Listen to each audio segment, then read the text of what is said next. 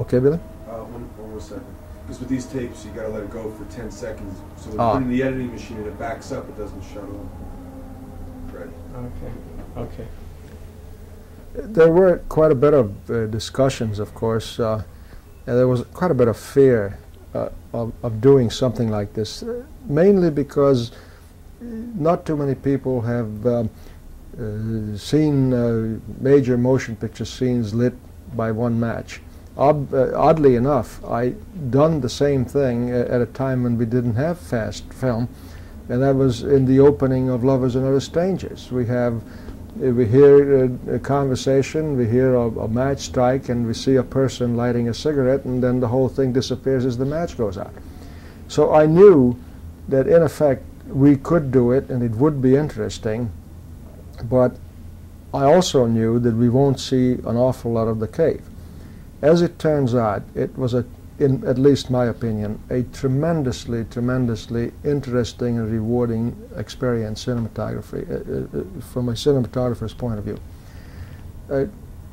The man is caught in the darkness. You should be caught in the darkness. The light comes on with the match. He sees a little something. The light goes out. He lights the torch. After he fashions it, we see more. He goes to the cave the way he sees it, in the light of the torch. And there was no element that even would affect the most unsophisticated viewer, in that he would have been disturbed by the fact that the cave would have remained visible even after the light went out. And so I think it worked extremely well, and I'm delighted that at least I had the gumption of sticking to my gun and convincing people that it would look interesting at a time when, seeing it in dailies out of context, they may have gotten square. And of course I must give a tremendous amount of credit to the people who were involved, so that they did go along with that. And they did trust my judgment, and which of course is based on experience. On Southern Comfort, you were filming practically the entire picture in the swamps, right, in situations where perhaps in the morning you'd be on dry land, and in the afternoon the shifting waters would essentially have you working in a river. Well, the more common occurrence was the other way around, that we would be working what we thought was dry land. And we would clear a certain amount of dry land and would lay dolly tracks. But even in the course of the crew walking around, working to lay these dolly tracks, would loosen up the soil. It's like quicksand. The more you work on it, the more water comes to the surface. And we hardly had any days at all when, one way or another, we didn't find ourselves in water. Of course, when we worked in the water, it would be rubber boots, it would be hip boots, it would be chest raider time, and it was very uncomfortable. It was very, very cold, but then the actors were in the water, so we really couldn't complain too much. Working in the water in those conditions was very, very difficult. I also understand that on Southern Comfort you shot most of the picture just right from the tripod sticks, and that you really couldn't get too much into camera movement. We had actually we had used a lot of tripod shots, but this is not necessarily because of the difficulty in getting camera movement. After all, where the water was so deep that dolly track could not have been laid, we could have put the camera in or on a boat, and that would have been feasible. In fact, we have done it a couple of times. We also laid dolly track in the water, but I think once again it had become a style. Once again you wanted to focus on the grandeur, on the immense overpowering beauty and grandeur of that swamp. And this, I think, had come through much better with cameras that would allow us to concentrate rather than move with the actors and therefore concentrate on the actors. Many of these things happen just very coincidentally. One day we had shot a scene which I knew Walter didn't like from the beginning, where the group now carrying Sergeant Poole's body comes in one spot and they're trying to decide whether to go this way or whether to go that way. And then we knew that we were going to have to redo the scene, and it just so happened, I don't know what the occasion was, that I was up on a high stand or something high enough looking down into the swamp. Walter called a rehearsal for a scene, and I was just happened to be looking through the camera. And as the actors came under me, I just automatically tilted with them, and the water had become that huge wall of the cypress trees and the endless swamp. And this was a revelation. It was something that after all these years looking through the camera, something turns you on. So I called Walter and I said, you know, we have humorously, if you will, I said, we have an opportunity to do cinematic greatness here. And he said, well, what is it? And I said, you know, the scene where they had lost. Why don't we just shoot straight down into the water and shoot on top of them and tilt up with them to see that they have just arrived no place. And it really doesn't make any difference whether they go this way or that way. It's the same swamp. So Walter came upon the peril when we set up, and he just said, let's shoot it. And that's all there is to it. You know, that's the big communication. But this was not designed. This happened. On First Blood, you were dealing with a great deal of explosives and a great deal of military equipment. Yes. Shooting up in Canada and British Columbia. Right. I understand that some military equipment was actually stolen. That's correct. On the shoot. That's right. It was a weird thing, really. We had a number of operating machine guns. You might and might not know that obviously in films and in training, even in the military weapons fire blank ammunition, naturally. But in order to fire blank ammunition, a very minor modification has to be made to these guns, which is a plug that gets inserted into the muzzle of the weapon with a hole that is smaller than the actual caliber of the weapon, which would retard enough gas to operate the bolt and the ejection and the loading of the weapon. Without that little device, no automatic weapon is capable of firing a burst of blank ammunition. When you remove that little device, the weapon becomes completely operational as a military weapon. And in fact, the military has these little devices because, as I said, in training they have to use blank ammunition. Otherwise, the weapons are functional military weapons. We had two of those machine guns that fired actual ammunition, and I believe two mock-ups that looked like the ones that fired the ammunition, and in the long shot we used that particularly when he didn't have to, when Stallone didn't have to fire the weapons. The rifles, the M16s, were all operational with the exception of a few replica guns that were handed out to the soldiers, people playing the soldiers in the background, simply because they look so much the real thing that no one, particularly at a distance, can tell them apart. And the ones that were needed to fire were, of course, the real ones in the foreground. All these weapons were locked up in a special locker, as I understand it, because I don't have too much to do with that. But property people and the weapons people who handle it had a special case that contained all these real weapons, which of course was very securely locked. and the case itself was then locked in a truck, which was also securely locked. And in most cases, if the trucks had to be parked someplace other than the garage or whatever, the barn where they were kept, there would be a guard. Yet these weapons disappeared. They disappeared without the slightest trace of breaking in. The truck wasn't forced and the crate wasn't forced. The Royal Canadian Mounted Police and the military investigated, and I tell you the truth, I don't know if any conclusion has been reached, if anyone was found in connection with this theft, but the guns did disappear and they caused us quite a tremendous amount of trouble in that getting the same type of guns into Canada, particularly after a first batch gets stolen, was very, very difficult. Any comments about working with Sylvester Stallone?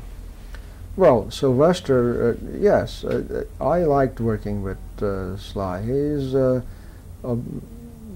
proven, talented person. A lot of people seem to have a tendency that he's a punch-drunk fighter, because he plays a punch-drunk, not a punch, he plays a fighter, far from being punch-drunk, but he nevertheless plays a fighter, and that's what he's known for. He's known for Rocky, and he's known for Paradise Alley, and a fighter in and out of the ring. This is what the man portrays best. But you can't be punch-drunk, and you can't be anything but an extremely highly intelligent person to be able to do it as well as he does do it. Like many actors, he has fans and he has people who don't care for his performance.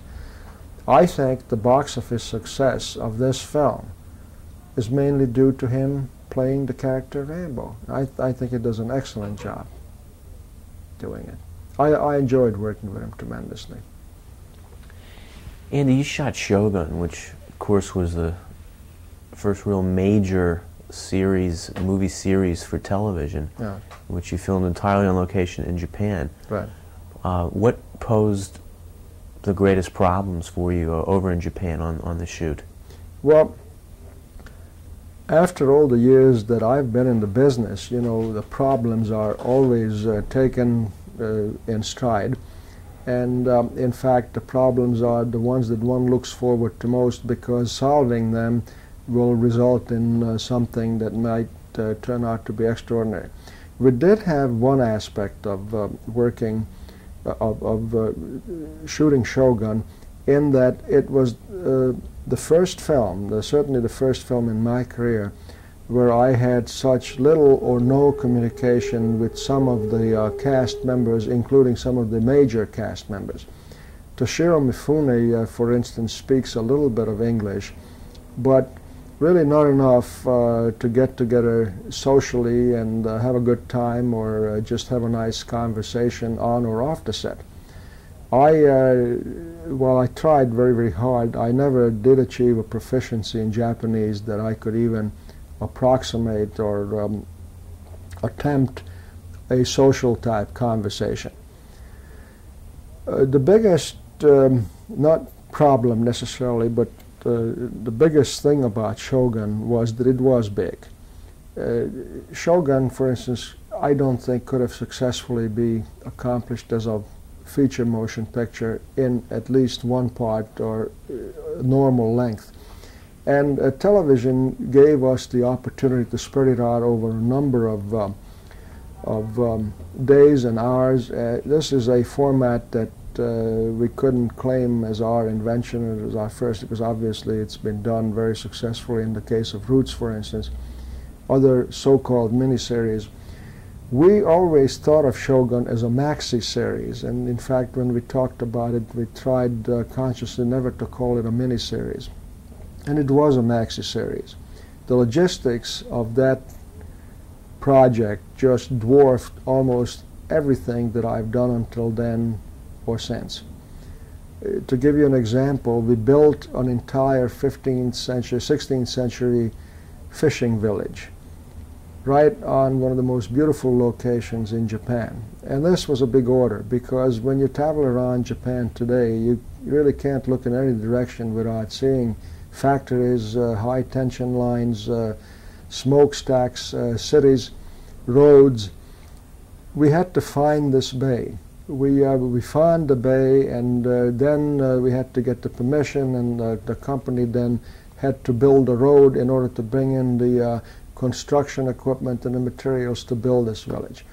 We filmed in that village throughout the summer. We finished filming one day. It was beginning to rain. The next day the typhoon hit and took the entire set away.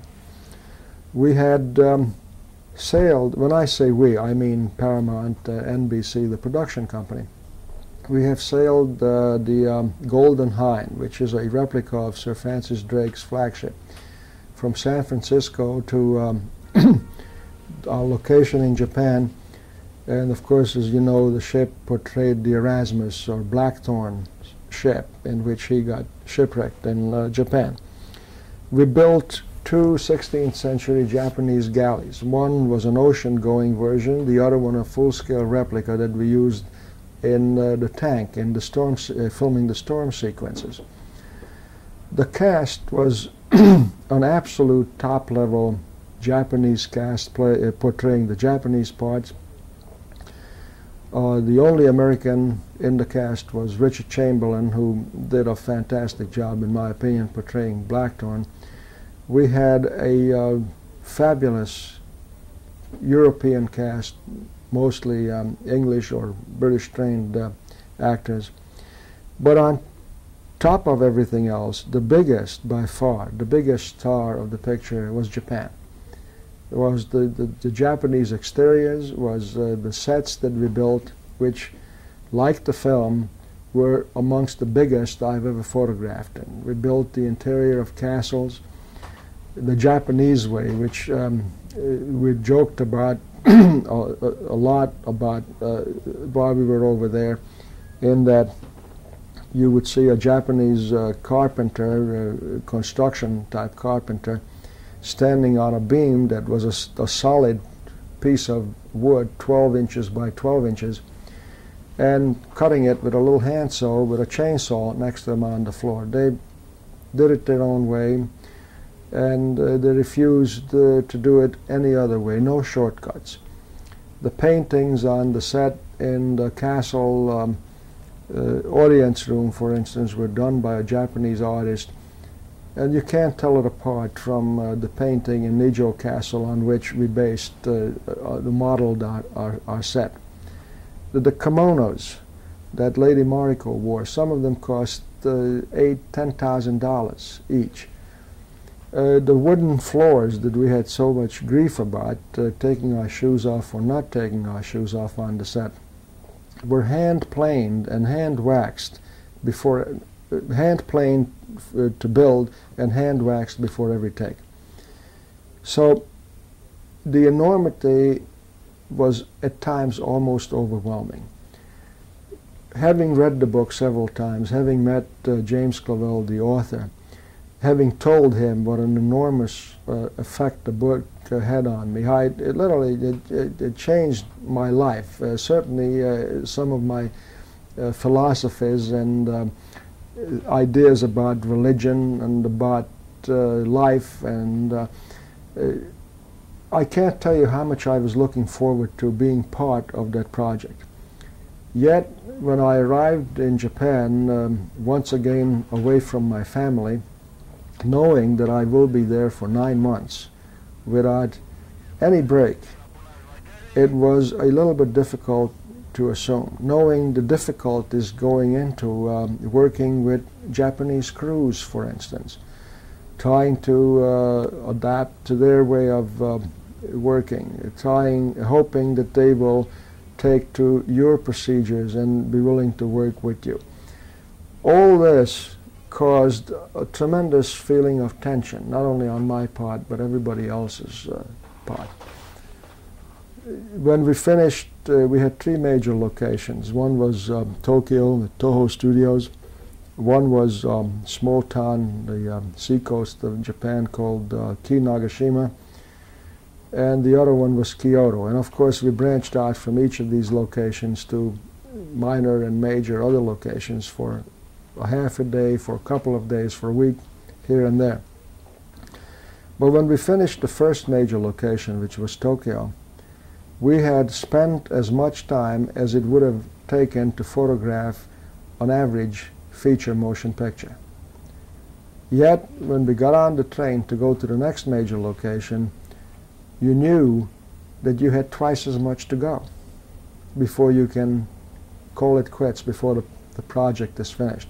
So in a way, it was almost like starting to serve a sentence and being paroled and starting the next sentence. And I can't tell you that when it was time to come home, I was ready. I had everything packed, and that day when we photographed the last shot, everybody just went crazy. Yet, looking back on it, I would like to do it over again. Not Shogun necessarily, but I would like to go back to Japan. Of all the places that I've been to in the world, I think Japan has had the greatest impact on me. Do you have another picture set for the near future yet? No. As soon as we change the tape, we can. Okay.